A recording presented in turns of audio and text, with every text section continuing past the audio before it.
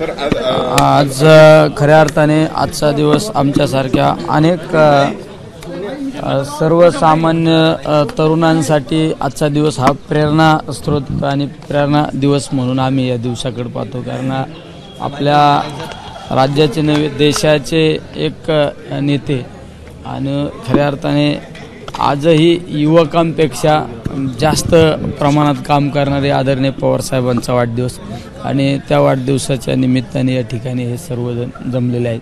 मी सुद्धा पवार साहेबांचं दर्शन घेण्यासाठी आणि त्यांना शुभेच्छा देण्यासाठी या ठिकाणी आलेलो आहे। मात्र अजितदादा आलेले आहेत, उपमुख्यमंत्री।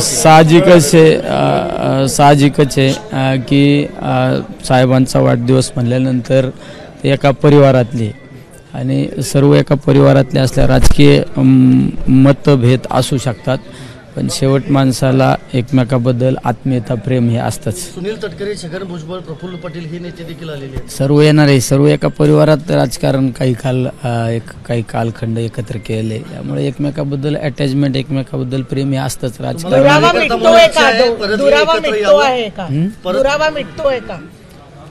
शेवट हे सर्व अधिकार या नेते मंडळींना असतात। मी या पक्षातला एक छोटासा घटक असल्यामुळे मी या गोष्टीवर भाष्य करत। घटक म्हणून तुम्हाला वाटतं परत हे एकत्र यावे? साहजिकच आहे, प्रत्येकाला वाटतंच ना, प्रत्येकाला वाटतं का परिवार एकत्र पाहिजे, हे साहजिकच ही भावना प्रत्येकात असू शकते ना।